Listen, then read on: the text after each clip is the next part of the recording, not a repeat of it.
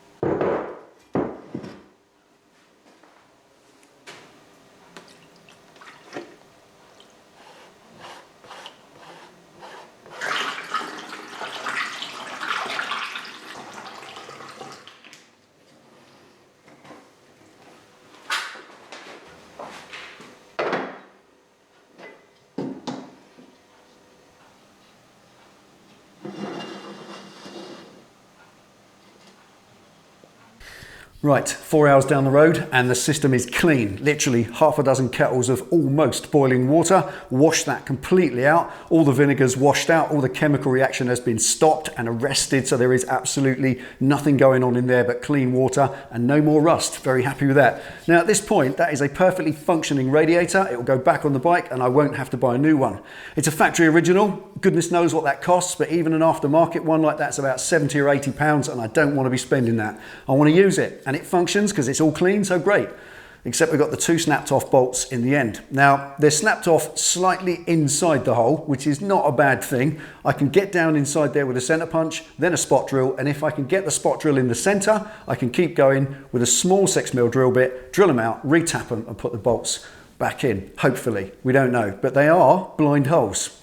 And there's the biggest danger. They're only 12mm deep, measuring the healthy side. Just there, they are 12mm deep. Drill any further and I'm into the radiator. I've made a hole in it, so I don't want to be doing that. If I can, just drill down just enough, about 10mm, and just put at least half a dozen threads of a bolt in, and then I can put the shroud on the outside and make it look fantastic. And I'll thread lock them in so they won't come out. But that is the task. Let's see if I can drill those out. Wish me luck.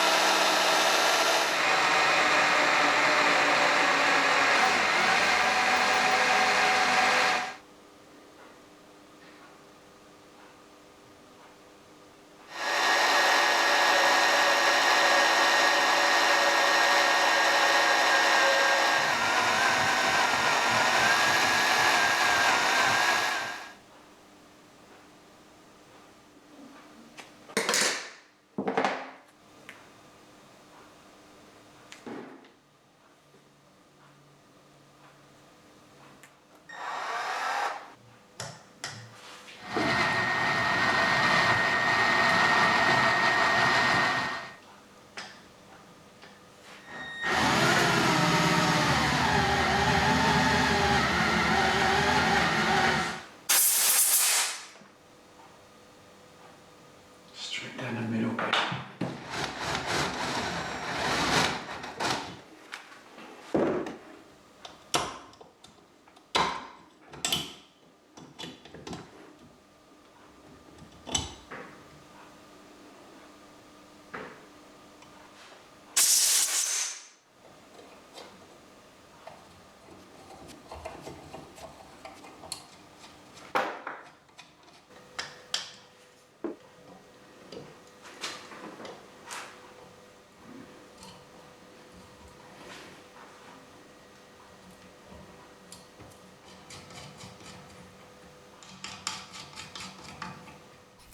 Right, there we are. Now that was both nerve-wracking and rewarding by equal measure. At one point you're absolutely bricking it that you're going to poke that drill bit straight through into your matrix and bugger up your radiator and have to buy a new one. But I didn't, and I haven't, and there it is done. I can now bolt my decorative shroud on that left-hand side, put it on the bike and fill it up with coolant when the time comes. Really happy with that because that's the genuine original Triumph radiator. It fits perfectly, it's completely spotless inside, and I'm very happy with that today. So that's it now. In the next one, we'll move on to something else. So thank you for watching, take it easy, ride safe, and I'll see you next time.